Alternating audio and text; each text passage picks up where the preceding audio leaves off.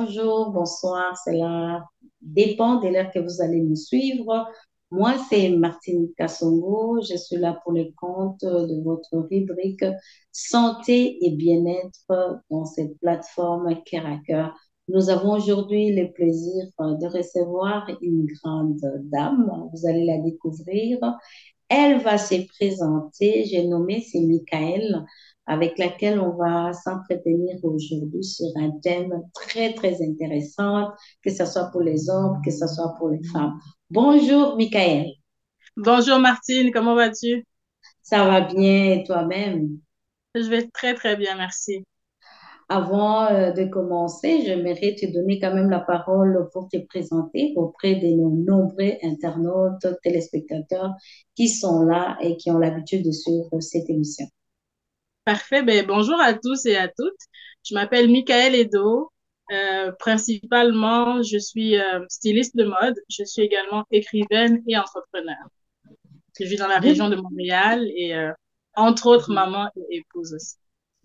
Tout à fait. En ce moment, on fait coucou d'ailleurs à vos enfants. C'est ce qui a fait que nous sommes dans ce mode virtuel pour t'accommoder un peu. Tout Tu à fait, merci. travailles, tu es maman en ce moment et tu prends soin aussi de tes enfants.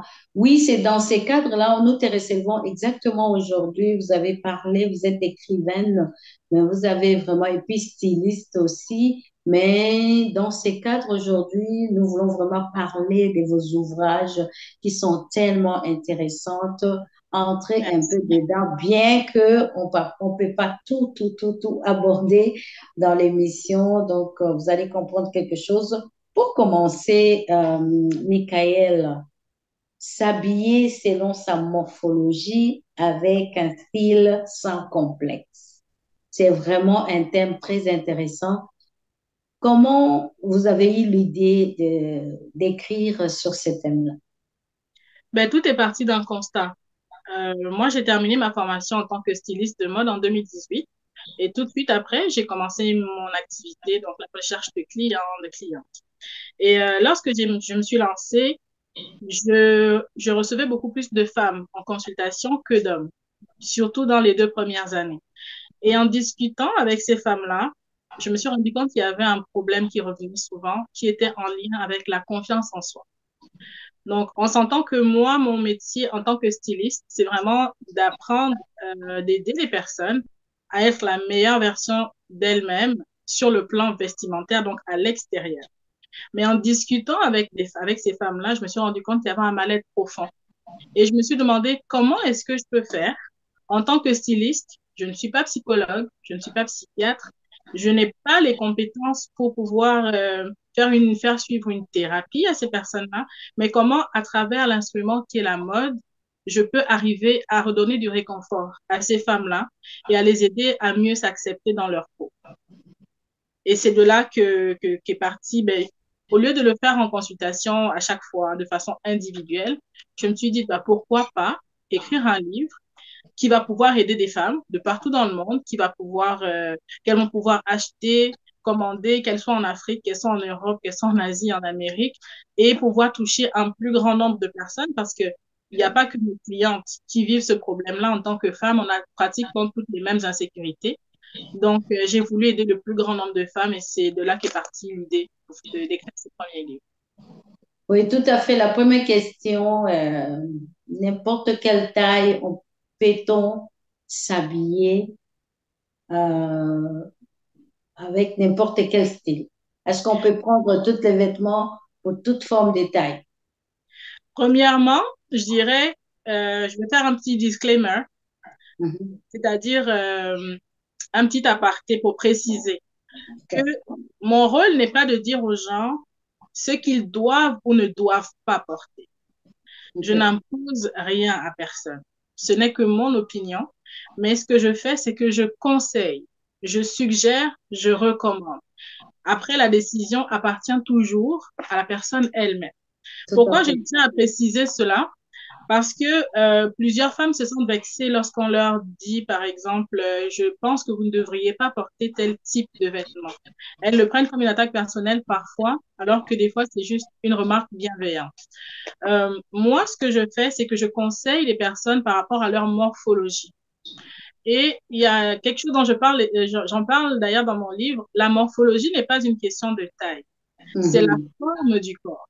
On peut très bien avoir une femme qui fait une taille XS qui a exactement la même morphologie qu'une femme qui fait du 4XL. OK. C'est la forme générale du corps qu'on appelle la silhouette ou la morphologie. Et c'est en fonction de cette silhouette-là que moi, je conseille pour aider à trouver un équilibre entre le haut et le bas du corps pour qu'il y ait une symétrie et aussi en tenant compte, bien sûr, toujours des besoins de la personne, de ce qu'elle veut. Certaines vont me consulter parce qu'elles veulent améliorer leur image au travail, avoir l'air plus professionnel. D'autres sortent de l'adolescence, elles veulent avoir une image un peu plus responsable, ne plus ressembler à une jeune fille, mais devenir une jeune femme. Il y en a d'autres qui me consultent parce elles ont eu des enfants et leur corps a changé après la maternité. Elles ne se sentent pas bien. Elles ne savent plus quoi magasiner. Elles ont même peur d'aller magasiner parce qu'elles ont l'impression qu'il n'y a plus rien qui peut leur aller. Et moi, je suis vraiment là pour les accompagner dans cette démarche-là et les aider à trouver le style qui leur convient le mieux selon leurs besoins. Merci pour la précision, mais on va y aller, par exemple, dans des exemples concrets.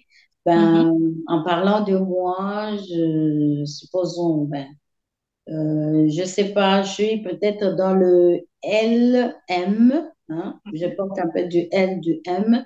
Donc, la consultation se passe comment? Vous voyez, vous avez parlé de la morphologie, j'ai compris, Mhm. mais ça commence comment? D'abord, c'est le goût de la personne et puis vous essayez d'adapter à sa morphologie ou bien vous pouvez y aller directement avec tel genre d'accoutrement pour ça. En fait, la consultation, elle est personnalisée.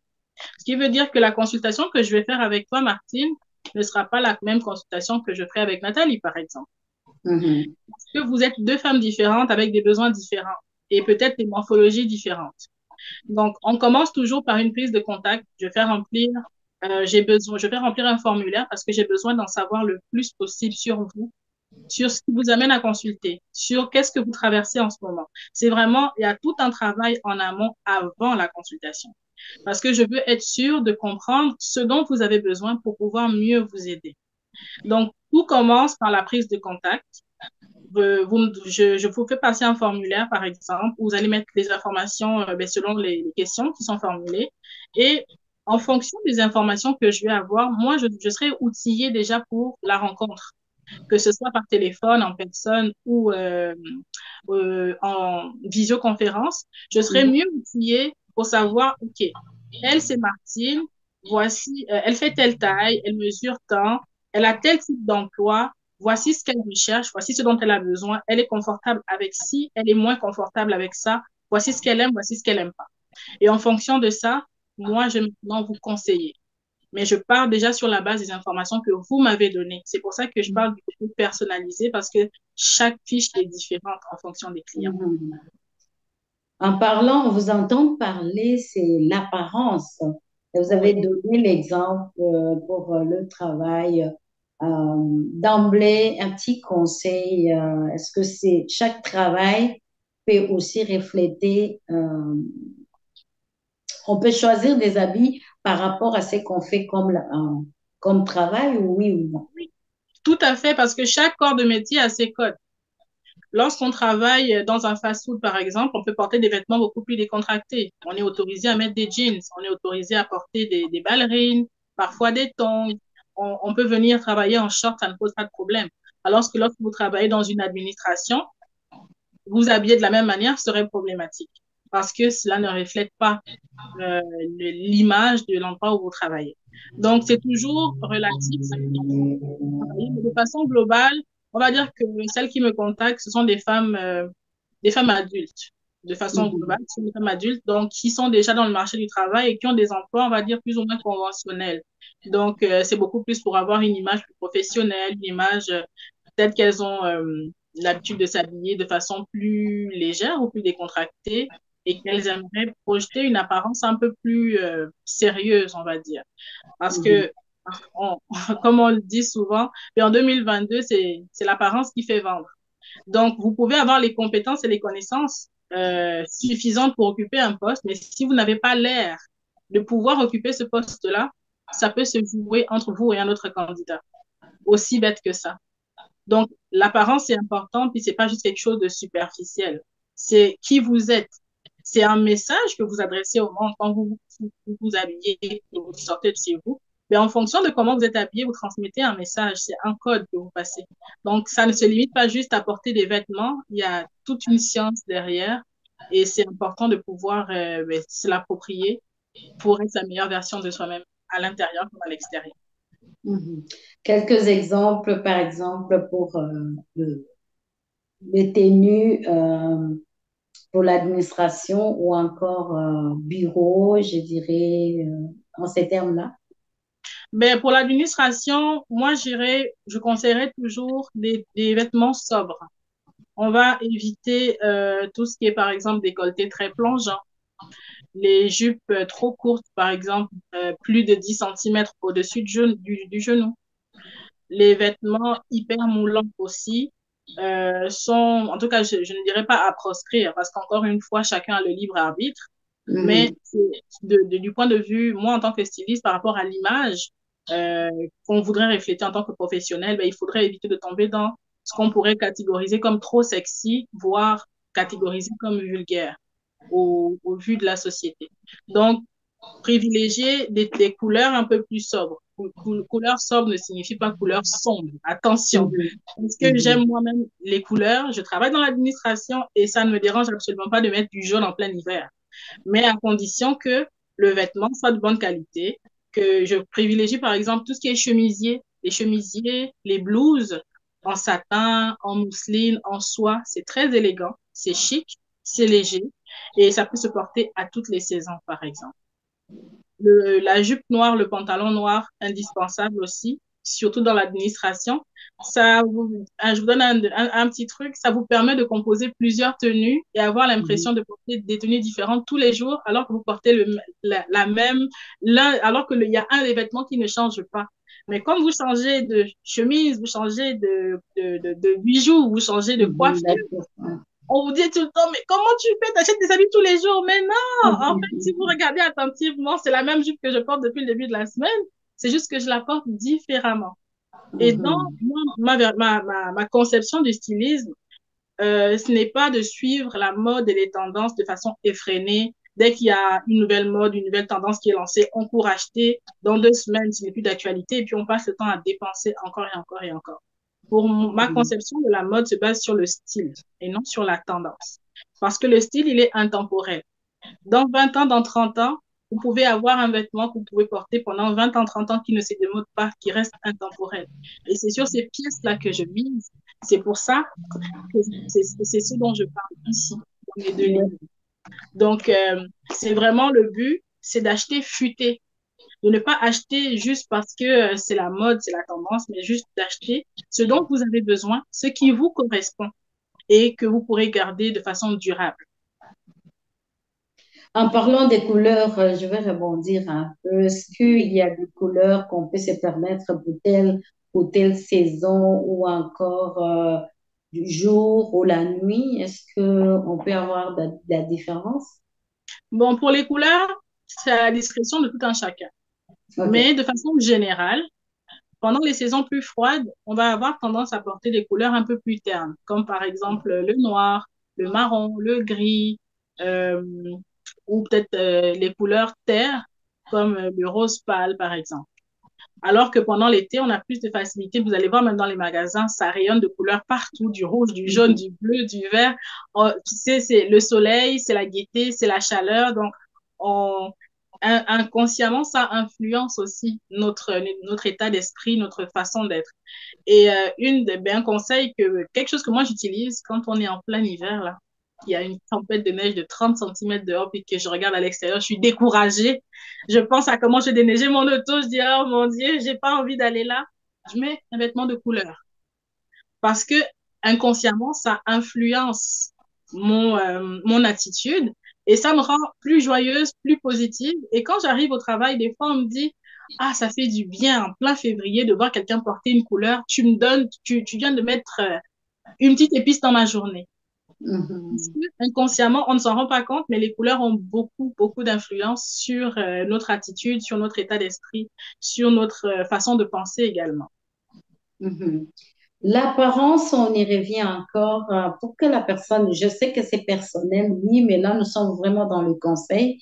Pour que la D'accord? personne se sente bien dans sa peau, quelle doit être, euh, comment doit être son apparence? Je parle par exemple, est-ce qu'on doit être, bien sûr, cela dépend d'une personne à une autre, mais en général, comment est-ce qu'on peut se sentir pour qu'on apprécie, en tant que styliste, pour que vous disiez que tel habite et va.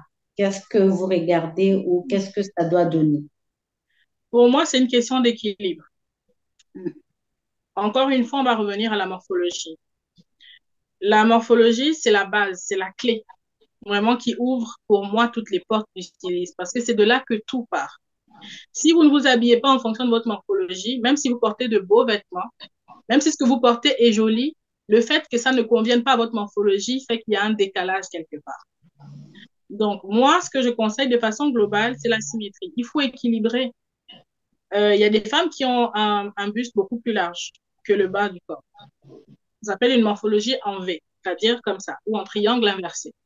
Mais lorsque vous avez les épaules plus larges que Mhm. vos hanches, par exemple, ça veut dire que l'essentiel du volume de votre corps se trouve ici, dans le OK. haut.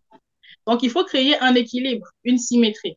Au lieu de porter, par exemple, des vêtements amples dans le haut et des vêtements serrés dans le bas qui vont accentuer encore plus ce schéma, faites l'inverse.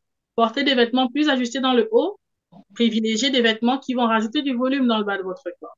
Ça OK. crée un équilibre visuel, ça crée une symétrie qui fait que tout de suite, ben, ça, comment dire, le but n'est pas de cacher votre corps ou comment je veux dire, de le camoufler, mais vraiment de le mettre en valeur le plus possible. Et c'est vraiment Mhm. l'équilibre qui est la base.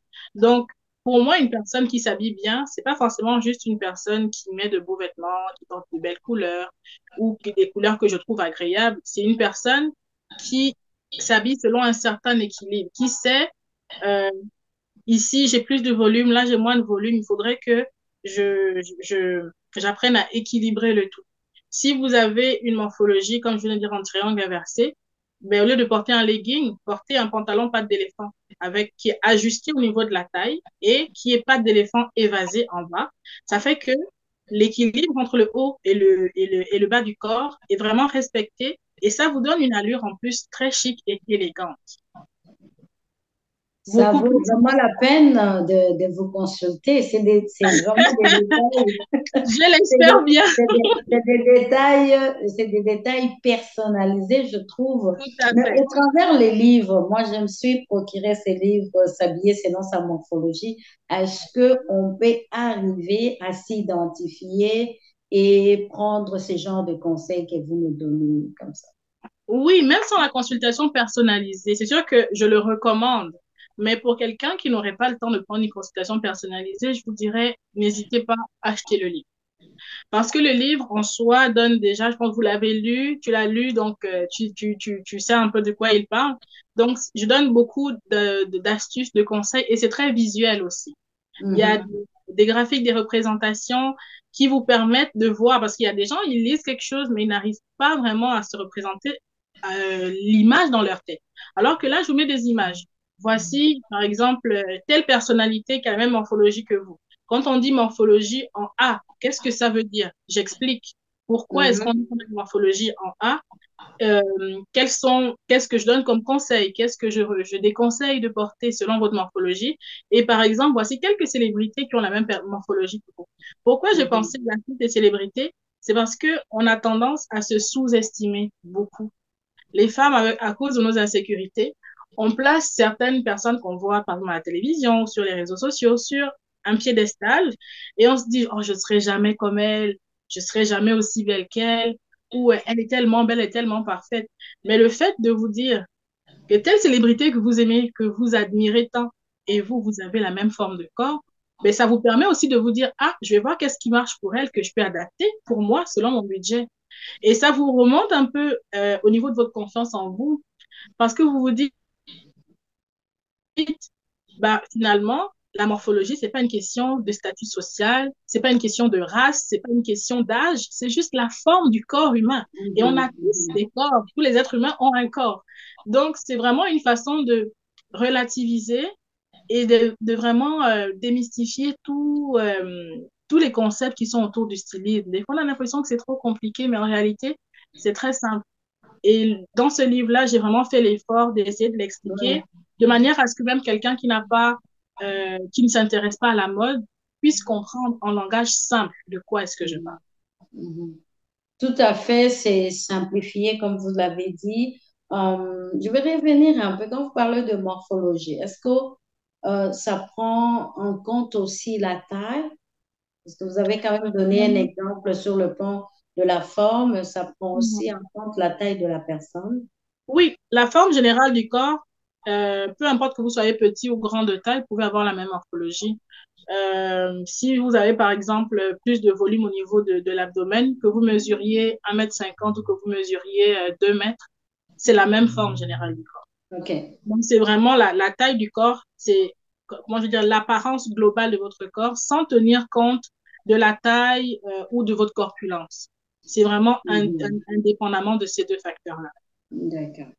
Est-ce que les cheveux ou encore l'apparence des cheveux fait partie de ces conseils-là pour s'ajuster par rapport à ce qu'on porte, oui ou non, ou on peut avoir n'importe quelle coiffure, mais on se base plus au niveau de notre morphologie du corps. Pas nécessairement, je dirais. Pas nécessairement. C'est sûr que, bon, moi, généralement, je déconseille les coiffures trop volumineuses. Mais de façon générale, non, la coiffure n'influence pas la façon dont on met. Ça peut agrémenter. Pour moi, la coiffure est un accessoire, hein, au même titre que des bijoux, un sac à main ou des chaussures. Mais de façon globale, ça n'influence pas trop. Là, Mhm. tant qu'on reste dans quelque chose de relativement conventionnel, ça n'influence pas beaucoup mais le vestimentaire et puis la façon dont on peut se présenter. Mhm.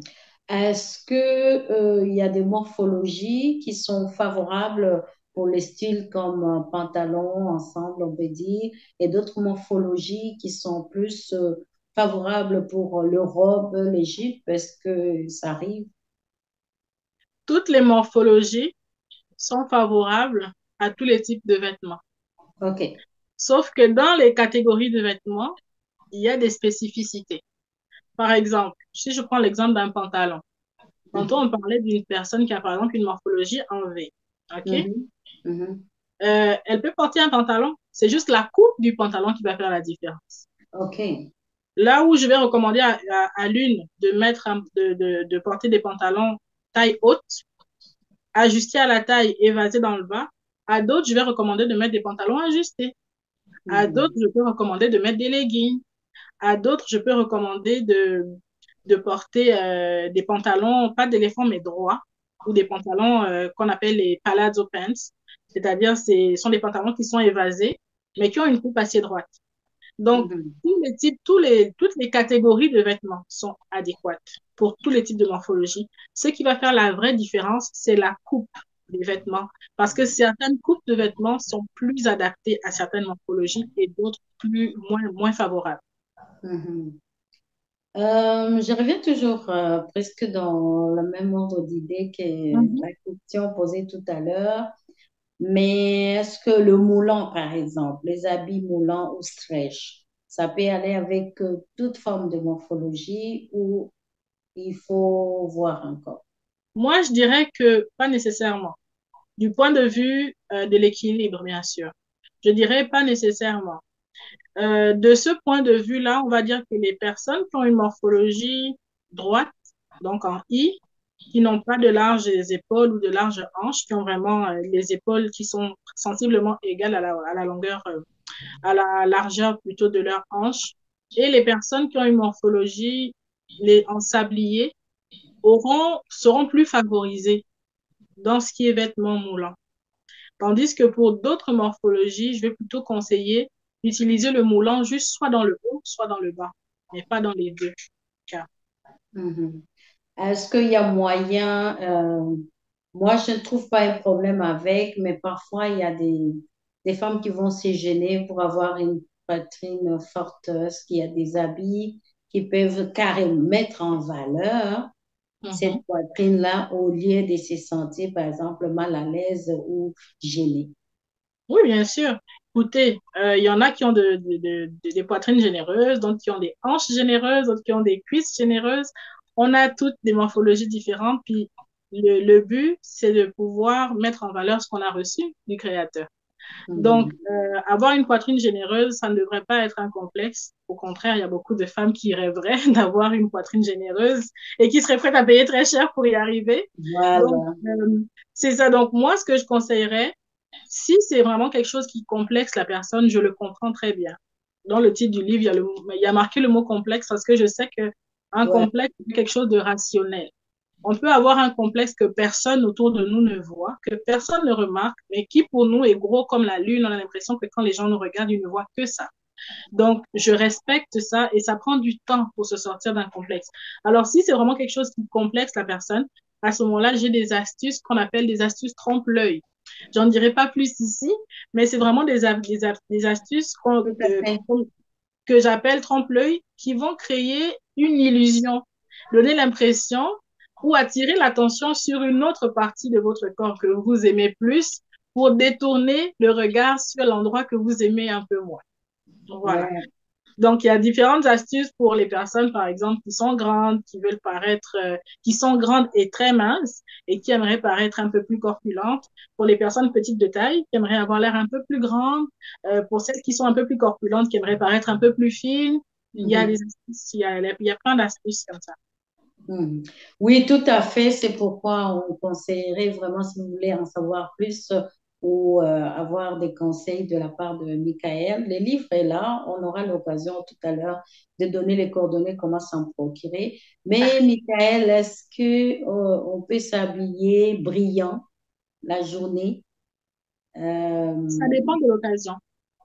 OK. C'est sûr que si vous allez au supermarché acheter des carottes, du poulet, et puis que vous mettez une robe de soirée à paillettes brillantes, c'est un peu too much. C'est pas tant la tenue qui pose problème, mais c'est le cadre qui n'est pas adapté. Donc, Mhm. porter des vêtements brillants la journée, oui. Si vous êtes invité, par exemple, je sais pas, à un mariage, il y a des mariages qui se déroulent la journée, des cérémonies. Donc, oui, dans ce cadre-là, vous devez porter quelque chose à paillettes, du doré, de l'argenté, oui, bien sûr. C'est possible de s'habiller comme on veut, mais il faut l'adapter au cadre dans lequel on peut porter ces vêtements-là. Mhm. Oui, le complexe, on en a parlé, c'est plus quelque chose qui se passe dans la tête. Tout à fait. Comment vous prenez combien de temps, par exemple, pour amener? Je sais que ça prend aussi la part de la personne qui vient vous consulter. Ça vous prend à peu près combien de temps pour que vraiment vous sentez que la personne commence à sortir de cette complexe? Ça dépend des personnes, encore une fois. Il y a des personnes, juste à la première consultation, le fait de leur expliquer de façon simple, de casser les préjugés autour de la morphologie, autour du style, autour de la mode, et de leur donner des conseils qui s'adaptent directement à elles. Il y en a qui me disent, vous venez de me sauver la vie. Parce que, Mm. littéralement, elles n'auraient jamais imaginé qu'elles pouvaient porter tel vêtement de telle manière. Et des fois, elles vont prendre une première consultation et me dire, OK, je vais aller mettre en pratique ce que vous m'avez dit. Et on va m'envoyer des photos après pour dire, vous êtes une magicienne, j'en reviens pas, ça fonctionne, ça fonctionne. Et j'ai fait l'expérience avec une année dernière. Quand je suis venue chez elle, c'est quelqu'un qui m'a dit, moi, il y a telle partie de mon corps qui me complexe, et quand je m'habille, je ne mets jamais cette partie-là dehors parce que je ne l'aime pas, parce que je ne la trouve pas belle. J'ai dit, OK, on va essayer. J'ai essayé une façon différente. Plutôt que de t'apprendre à masquer cette partie-là, je vais t'apprendre à la valoriser. Je lui ai dit, OK, on va faire un exercice simple. Je vais agencer des tenues pour toi. Fais-moi confiance. Tout ce que je veux, c'est que tu te prêtes à l'exercice. Mhm. Je ne peux pas te garantir que tu vas aimer les tenues ou que tu vas te sentir belle là-dedans, mais j'aimerais juste que tu essayes. tout part d'ici parfois. Je ne mhm. peux pas mettre ce genre de vêtements alors que en réalité, quand vous l'essayez, vous vous rendez compte que bah, c'est pas si moche sur moi, c'est beau, c'est élégant. Donc, on a fait l'exercice et figurez-vous que de toutes les tenues que j'avais choisies pour elle, c'est la tenue qui mettait en plus en valeur la partie qu'elle n'aimait pas, qu'elle a choisie. Elle Voilà, l'a voilà. mise sur Facebook en disant, j'en revenais pas. Et là, et c'est là qu'elle m'avoue, honnêtement, j'y croyais pas. Quand tu m'as montré Mhm. les tenues, c'est comme, non, ça va pas fonctionner, ça va pas fonctionner. Et au final, le fait d'avoir essayé, je dis, va te regarder dans une glace. Regarde, elle dit, je, je, je, je me trouve belle, c'est élégant, c'est classe. Elle a tellement aimé la tenue et comment la tenue la mettait en valeur qu'elle ne s'est même pas rendue compte que la partie qu'elle n'aimait pas était exposée finalement. Voilà, l'importance de consulter le spécialiste, tout à Oui, fait. mais Ouais. je voulais quand même nuancer en disant que pour certaines, ça peut partir d'une consultation et le déclic va se faire. Pour d'autres, ça peut prendre des années. C'est vraiment un travail de soi, un travail, un travail pour qu'on doit faire à l'intérieur. C'est pour ça que dans mon livre, je fais vraiment, avant d'entamer la partie extérieure, le Mhm. vestimentaire, comment vous habiller, comment choisir vos couleurs, vos tenues, je commence d'abord par une introduction. Je pense que je consacre au moins 2 chapitres là-dedans Mhm. qui parlent pour vous aider à faire du nettoyage à l'intérieur. Mhm. Tant que vous ne serez pas bien à l'intérieur de vous, l'extérieur ne pourra pas refléter Tout la à fait, personne formidable que vous êtes. tout Et à je ne fait. veux pas juste vous apprendre à camoufler vos émotions, à vous habiller, à être belle à l'extérieur. En tant Mhm. qu'être humain, je peux me limiter à ça et me dire, c'est ça mon travail, je m'arrête là, mais je suis aussi une femme.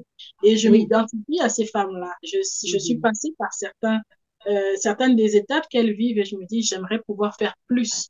Et c'est pour ça que je conseille énormément sur l'acceptation de soi, Tout sur à fait. l'estime de soi, sur comment augmenter sa confiance en soi. Il n'y a pas de baguette magique, mais c'est un travail de tous les jours. Et avec des petites astuces et de l'accompagnement, on peut y arriver. Mhm. Oui, en parlant de la beauté, en plus, elle est relative. Et Mm. que dirait-il? Toutes les femmes sont belles, ou toute personne, Tout selon à fait. qu'on est créature de Dieu, on est belle. Qu'est-ce que tu peux Tout à dire fait. à propos de ça? Mais moi, je partage cet avis. Je pense que ce qui fait la différence entre une personne qu'on trouve attirante ou pas, attrayante ou pas, c'est généralement les moyens et la mise en valeur de la personne. Je vais prendre un exemple tout bête. Par exemple, vous pouvez être là, avoir grandi dans un quartier et avoir vu une fille que vous croisiez tous les jours, que vous ne trouviez même pas particulièrement jolie ou qu'on pointait du doigt en disant, ah, cette fille-là, elle n'est pas jolie du tout. Quelques années plus tard, cette jeune fille-là quitte le quartier, vous la recroisez, elle travaille, elle a maintenant les moyens de prendre soin d'elle, elle peut prendre soin de sa peau, elle peut se coiffer, elle peut se maquiller, faire des coiffures qui lui conviennent mieux, faire des maquillages, se faire maquiller d'une manière qui mette vraiment en valeur les traits de son visage. Et là, vous revoyez cette personne, vous dites, non, c'est pas la même personne. Mais, et pourtant, quelques années auparavant, vous ne trouviez pas cette personne-là belle ou attrayante. Qu'est-ce qui a fait la différence? Des fois, c'est juste les moyens. Pour Mhm. moi, il n'y a pas de vilaine personne, il n'y a pas de personne moche. C'est la mise en valeur qui va faire toute la différence. Si Mhm. vous prenez Beyoncé, que vous lui enlevez toute sa fortune et l'environnement dans lequel elle a grandi, que vous la mettez quelque part dans un village, au fond d'un village où on se lave à l'eau de la rivière, où on n'a pas de make-up, il n'y a pas de styliste, peut-être que vous ne la trouveriez pas aussi exceptionnelle que ça. Tout à fait. Donc, c'est vraiment important de relativiser, de se dire, peut-être que pour l'instant, je ne me trouve pas encore assez belle parce que je n'ai pas encore tout à fait les moyens de prendre soin de mon apparence comme j'aimerais le faire. Ça ne veut pas dire que c'est l'apparence qui nous rend beau, mais le fait d'avoir Mhm. des moyens aide à faire ressortir la beauté naturelle qu'on a déjà. Mhm. Et c'est vraiment, comme tu l'as dit, ça commence par l'intérieur, hein. Si vous vous aimez pas, vous allez même pas trouver que quelqu'un vous trouvera belle. Moi, je pense que Exactement. c'est Vous ne tout à comprendrez fait. même pas. Ouais. Quand quelqu'un va vous dire, waouh, vous êtes belle, vous allez vous dire, la personne se moque de moi alors qu'elle est sincère. Mhm. Est-ce C'est- que, Michael, il y a des barrières culturelles dans tout ce qu'on a parlé, par exemple, sur le plan morphologique et Mhm. l'habillement aussi, ça dépend de quelle zone on est. Est-ce qu'il y a des barrières culturelles qui peuvent aider ou ne pas aider une personne à pouvoir, par exemple, Oui, s'habiller et énormément. être sans complexe? Oui, je dirais qu'il y a énormément de barrières culturelles et c'est là vraiment que le côté personnalisé intervient. Parce que si je devais proposer un même type de consultation pour tout le monde, ben ça ne pourrait pas convenir. Il y a des femmes qui me consultent qui viennent des Antilles, d'autres qui viennent d'Afrique, d'autres qui viennent d'Europe. Je n'ai pas encore vraiment eu de clientes origine d'Asie, mais il peut y avoir des gens de confessions différentes, c'est-à-dire de religions différentes. En fonction des religions, il y a des vêtements qui sont proscrits. Il y a des façons de s'habiller qui sont plus tolérables, plus acceptables, et d'autres qui ne sont pas du tout, qui sont considérées comme pas du tout décentes. Donc, Mhm. moi, c'est pour ça que je m'adapte vraiment. Le côté personnalisé, c'est vraiment de s'adapter à chaque personne Tout à selon son contexte socio-culturel aussi. Parce que je ne peux pas demander, par exemple, une femme, imaginons qu'une femme musulmane me contacte pour avoir une consultation privée et que je lui suggère de porter une mini-jupe. C'est pas très cohérent, sachant que je ne dis pas qu'il n'y a pas de femmes musulmanes qui portent de mini-jupe. Attention. Mais de façon générale, si cette femme-là, par exemple, on va préciser, femme musulmane voilée, parce qu'il y a des femmes musulmanes qui sont très actuelles aussi, qui s'habillent au goût Mhm. du jour, à la Mhm. mode, qui suivent les tendances comme n'importe quelle autre femme. Mais une femme qui est musulmane et qui est voilée, on s'entend que si elle est voilée, c'est parce qu'elle ressent le besoin de se couvrir par pudeur, par décence. Donc, je ne peux pas lui suggérer ou lui conseiller des vêtements qui vont exposer son corps ou qui vont exposer, mais vraiment la faire sentir indécente. Donc, oui, il y a des barrières culturelles, puis il faut s'adapter en fonction du contexte de chaque personne. Mhm.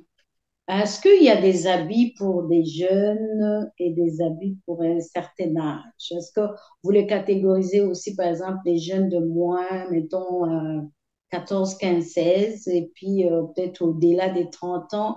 Est-ce qu'il y a de ces côtés-là aussi, est-ce que ça prend C'est une jamais tout noir différence? ou tout blanc. Pardon? Je dirais que c'est jamais tout noir ou tout blanc. Ça va Oh. surtout dépendre, là, c'est plus une question de goût, je dirais. Il y a des femmes de 30 ans qui aiment s'habiller de façon très, très sexy, un peu comme certaines adolescentes. Donc, Mhm. mettre des shorts, mettre des crop tops, moi, je ne juge absolument personne. Chaque personne est libre de s'habiller comme elle veut.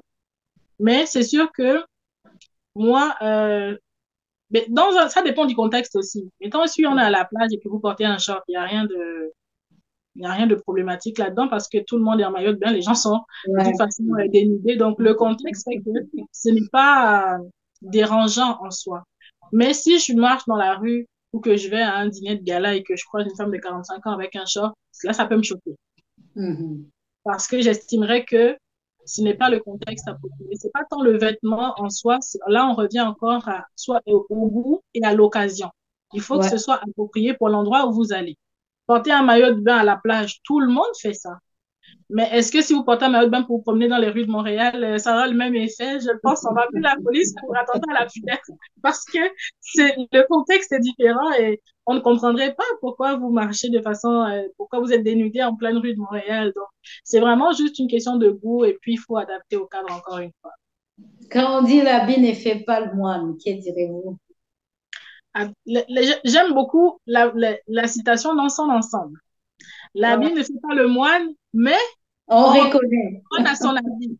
Ça veut dire que oui, il ne faut pas juger en fonction des apparences, mais si par exemple, moi je suis styliste, ok, je vais prendre un exemple terre à terre. Je suis styliste.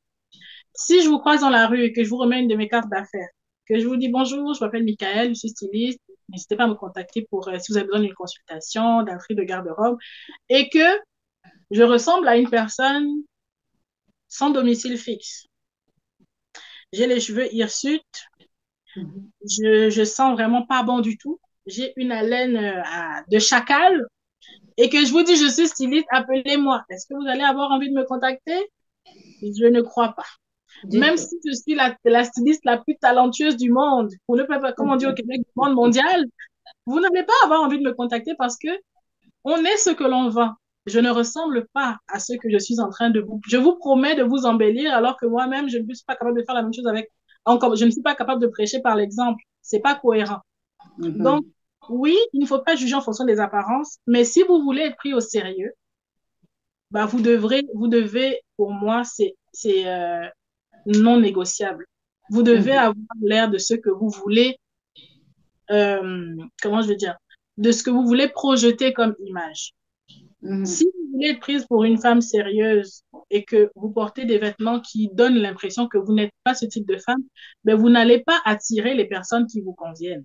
Tout à Ça ne fait. veut pas dire que vous êtes une mauvaise personne. C'est juste que vous n'allez pas attirer les personnes qui vous conviennent parce qu'elles vont se baser sur ce qu'elles voient. Et avant d'apprendre à vous connaître à l'intérieur et de voir la femme extraordinaire que vous êtes, ben, ils se seront déjà fait une mauvaise image de vous. Donc, si vous Mhm. voulez attirer une certaine catégorie de personnes, c'est important de projeter ce que vous aimeriez attirer. Mhm. Quelles sont vos couleurs préférées? Oh mon Dieu, ça c'est la question à 1 million de dollars. J'aime tellement les couleurs que j'ai du mal à choisir, mais je dirais que j'ai une grosse préférence pour le rose, l'orange et le turquoise. Il y a Mhm. des, tu sais, les couleurs, des autres couleurs, ça peut dépendre des saisons, ça peut dépendre de mes humeurs, mais il y a des couleurs, hein, dès que je les vois, c'est la fête dans ma tête. Ok. C'est la joie, c'est le bonheur. Donc, je dirais orange, rose fuchsia et bleu turquoise, les indémodables. Oui, j'ai déjà remarqué ça. Alors, Michael, on va te donner C'est une l'occasion. question piège, hein? On va te donner l'occasion de pouvoir donner tes coordonnées. Quelqu'un qui nous a suivis, la personne est restée sur sa soif. C'est vrai que l'émission comme ça, on ne peut pas comme personnaliser parce Tout à qu'il faut que vous connaissiez cette personne-là, vous la voyez. D'abord, comment se procurer l'ouvrage, s'habiller selon sa morphologie avec style et sans complexe. Comment se procurer cet ouvrage-là? Et si quelqu'un a besoin de te contacter, quoi faire? Ben, pour se procurer l'ouvrage, c'est très simple, que ce soit celui-là ou tous les autres. Ils sont disponibles à la vente sur Amazon. Donc, c'est à l'international, que ce soit Amazon Canada, États-Unis, France, Italie, Japon. C'est disponible sur Amazon, je dirais, un peu partout dans le monde. Donc, vous avez juste à taper, au lieu de taper le titre du livre, tapez plutôt mon nom. C'est Ouais. plus simple. Si vous tapez tel qu'il est écrit sur le livre Michael Edo, ou bien peut-être comme tu vas l'afficher, Michael Edo, ben, tous les livres vont s'afficher. Vous allez pouvoir choisir celui ou ceux qui Mhm. vous intéressent et pouvoir les commander. Et pour me contacter, le plus simple, c'est de le faire à travers ma page officielle, qui est Michael Edo Styliste sur Facebook, essentiellement. Je suis également présente sur Instagram, mais beaucoup plus active sur Facebook. Donc, pour éviter que votre message ne tarde à être répondu, bah, c'est plus simple de me contacter sur Facebook. Il ne reste plus qu'à te remercier. Nous promettons que nous avons une autre émission. On aura une autre émission avec Michael. C'est tellement beau. On peut se parler toute la journée. On n'aura pas fini. Mais on comprend qu'il y a des détails qui prennent que vous ayez son livre. Moi, j'ai beaucoup aimé. Il y a des petites choses aussi que Merci. j'ai améliorées que je ne vais pas dévoiler ici, mais vraiment, ça vaut la peine de se procurer son livre.